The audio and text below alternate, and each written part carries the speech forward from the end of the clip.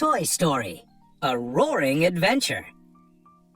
Bonnie's Toys were putting on a play about dinosaurs. Mr. Pricklepants was the director. Buzz and Woody were building the set. Trixie was in charge of costumes. Rex was auditioning for the part of King of the Jungle, the biggest, strongest dinosaur. "Give me your loudest roar," Mr. Pricklepants told Rex. Rex took a deep breath and let out his biggest roar. It was barely more than a squeak. Mr. Pricklepants shook his head. "Sorry, Rex," he said, "but you've got to believe it to be it." "Don't worry," Woody told Rex. "I'm sure there's another job for you." But Rex wasn't listening. "I'm the only dinosaur who can't roar," he cried. He trudged off to Bonnie's closet and fell fast asleep. Rex soon began to dream that he was in a jungle filled with thick vines, dark leaves, and a giant smoking volcano. He could hear dinosaurs roaring in the distance. Suddenly, a giant bird swooped down. Rex turned to run and stepped right into a trap. It quickly pulled him up into the air. "Help!" he cried. A tribe of cave aliens came running. "I'm a friend!" yelled Rex. "Sorry," said Mr. Pricklepants, the leader of the cave aliens. "We're trying to capture the King of the Jungle. He's a big, mean dinosaur who won't leave us alone." Just then, the bird swooped down again. It was Buzz on a giant glider. Woody swung down from a nearby tree.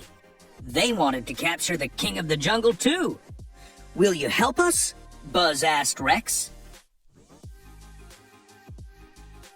"I bet your roar could scare the King of the Jungle away," said Trixie.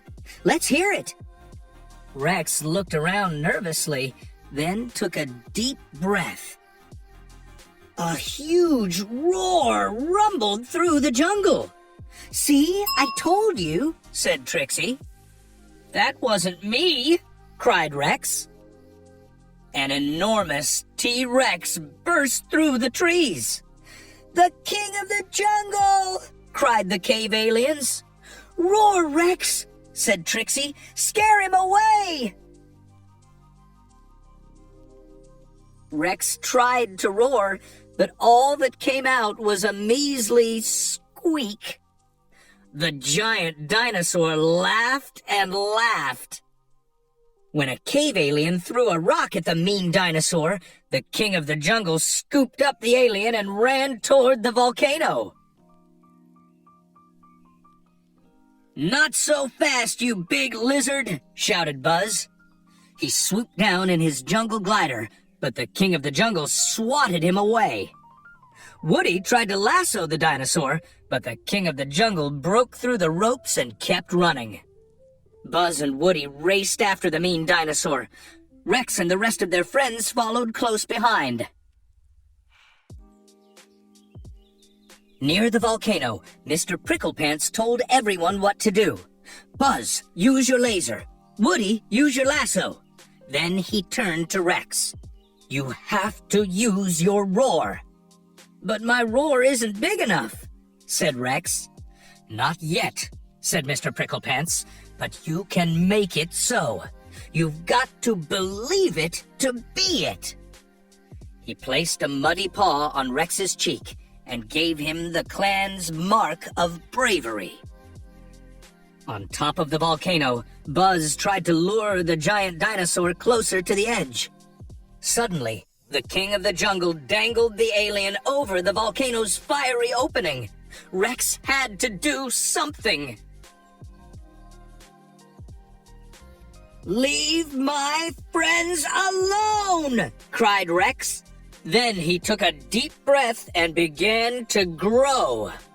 Rex let out roar after roar, each one louder and stronger than the one before it. He grew bigger and bigger with every roar.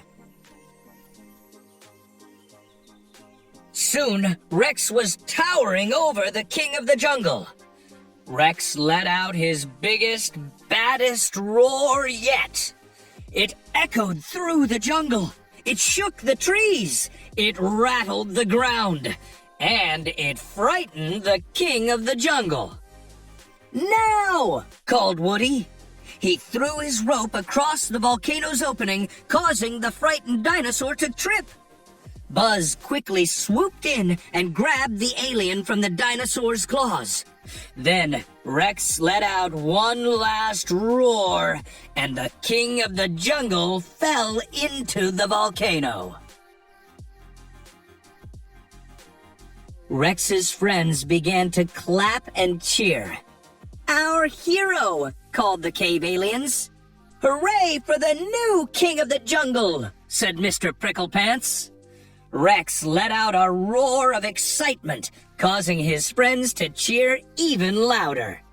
He roared and roared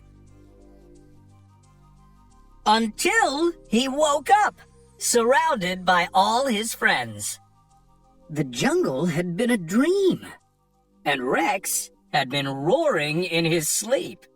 "That was the best roar I've ever heard," said Mr. Pricklepants. "The role is yours." Rex might not have been in the jungle anymore, but he sure felt like a king.